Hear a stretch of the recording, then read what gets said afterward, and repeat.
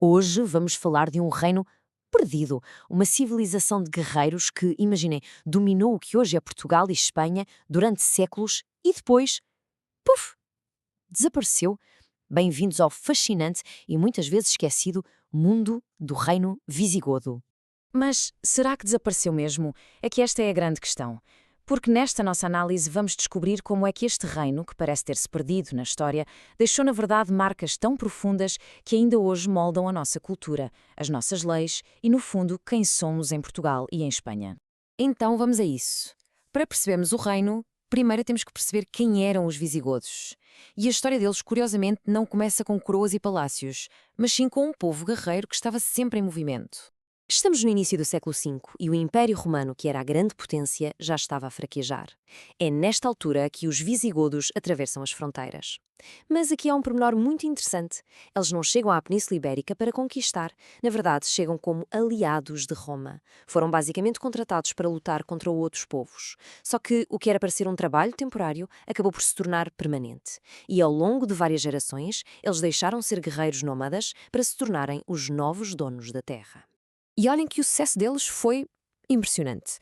No seu ponto mais alto, o reino visigodo controlava um território gigante, com milhares e milhares de quilómetros quadrados. Estamos a falar de quase toda a Península Ibérica. E o mais incrível é que eles eram uma minoria a governar uma população hispano-romana muito, mas muito maior. Claro que, para controlar um território tão grande, era preciso um centro de poder, um cérebro para toda a operação. E eles encontraram o sítio perfeito: Toledo. E a escolha de Toledo para capital não foi um acaso, foi mesmo uma jogada de mestre. Pensem nisto, a sua localização era super central, o que a tornava o sítio ideal para administrar todo o reino e, claro, para controlar as rotas comerciais que eram vitais. Toledo tornou-se rapidamente muito mais do que uma simples cidade. Era, literalmente, o coração e o cérebro de todo o reino. Era ali que estava o centro político, a sede da justiça, o palácio real, tudo. E claro, era uma fortaleza protegida por muralhas enormes. Era a partir de lá que saíam todas as ordens para as províncias mais distantes. Ok, já vimos onde era o centro do poder, mas como é que este reino funcionava por dentro? Vamos espreitar as regras do jogo que governavam a sociedade, as leis e a economia dos visigodos. Ora bem, a sociedade era uma pirâmide muito bem definida. No topo, tínhamos a nobreza guerreira visigoda. Eram eles que mandavam e que tinham as terras. Logo abaixo vinham os homens livres, camponeses, comerciantes, esse tipo de gente. E lá na base de tudo, mesmo, estavam os escravos, que estavam legalmente presos à terra onde trabalhavam. Mas uma das maiores conquistas deles foi, sem dúvida, na área das leis. Eles criaram uma coisa chamada Liber Judiciorum. E o que era isto? Bem, era um código de leis unificado e para a época era super avançado. Mas o mais importante, o ponto-chave mesmo, é que estas leis aplicavam-se a toda a gente, tanto aos visigodos como aos hispano-romanos. Acabou-se a separação. E este código era tão completo, cobria desde crimes a contratos, que a sua influência durou séculos. Partes dele continuaram a ser usadas muito tempo depois. Mas para um reino com dois povos tão diferentes conseguir funcionar a longo prazo, só leis não chegavam. Era preciso algo mais, era preciso criar uma identidade comum. E a chave para conseguir isso foi a religião. É que no início havia um problema gigante: a religião. A elite visigoda, os que mandavam, praticavam o arianismo. O que é isto? É uma versão do cristianismo que, para simplificar, dizia que Jesus era inferior a Deus Pai. Só que a população local, a grande maioria, era católica e acreditava que eles eram iguais. Pode parecer um pormenor teológico, mas esta diferença criava uma tensão social enorme. E o momento que mudou tudo, o grande ponto de viragem, aconteceu no Terceiro Concílio de Toledo. O rei Ricardo tomou uma decisão que na altura foi absolutamente radical. Converteu-se, em público, ao catolicismo, ou seja, adotou a religião da maioria da população e tornou-a a fé oficial de todo o reino. Foi um momento que mudou a história. E claro, as consequências foram quase imediatas. De repente, o reino ficou muito mais coeso. As tensões entre visigodos e hispano-romanos diminuíram imenso. A Igreja ganhou um poder político brutal. E, obviamente, o próprio rei viu a sua posição e a sua legitimidade muito mais reforçadas. Neste momento, o reino parecia mais forte e unido do que nunca.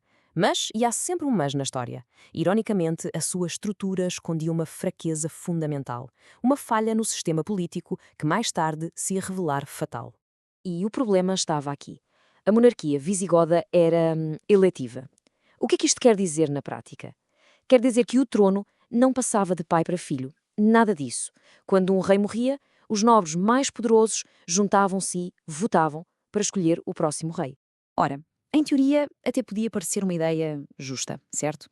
Mas na prática, era uma autêntica receita para o desastre. Porquê? Porque cada vez que um rei morria, era o sinal de partida para uma corrida ao poder cheia de conspirações, traições e, muitas vezes, guerra. Isto criou um ciclo vicioso de instabilidade que não acabava. As disputas pelo trono eram, sem dúvida, o problema principal e levavam a guerras civis que deixavam o exército e as defesas do reino completamente enfraquecidos. Se a isto juntarmos as rebeliões que iam surgindo, percebemos que o poder central em Toledo tinha cada vez mais dificuldade em controlar o que quer que fosse. O reino estava basicamente a destruir-se a si próprio por dentro. E foi precisamente esta fraqueza interna que deixou o reino de portas abertas ao perigo. Estava completamente vulnerável. Por isso, quando o colapso chegou, foi chocantemente rápido e brutal. O ano que temos de fixar é 711. Um exército invasor vindo do norte da África cruza o Estreito de Gibraltar. Na Batalha de Guadalete acontece o impensável. O exército visigodo é completamente esmagado e o seu último rei, Rodrigo, simplesmente desaparece em combate. A partir daí, o dominó começa a cair a uma velocidade incrível. Em poucos meses, os invasores avançam centenas de quilómetros e em menos de uma década quase toda a Península Ibérica estava conquistada. E no meio disto tudo há uma ironia tremenda. Lembram-se das excelentes estradas romanas, aquelas que os visigodos usaram para unificar e administrar o seu reino? Pois, foram exatamente essas mesmas estradas que permitiram que os invasores se movessem tão depressa, acelerando a queda do próprio reino que elas ajudaram a construir. E assim, o reino visigodo, como entidade política, caiu. Mas isto leva-nos de volta à nossa pergunta do início. O poder político deles desapareceu, sim. Mas será que o seu legado desapareceu? Nas leis que criaram, na religião que unificou o povo, na própria identidade de Portugal e de Espanha? A sua marca continua bem viva. O que nos deixa com uma última reflexão. Será que um reino pode mesmo desaparecer por completo? Ou será que a sua influência vive para sempre, muitas vezes de formas que nem sequer nos apercebemos?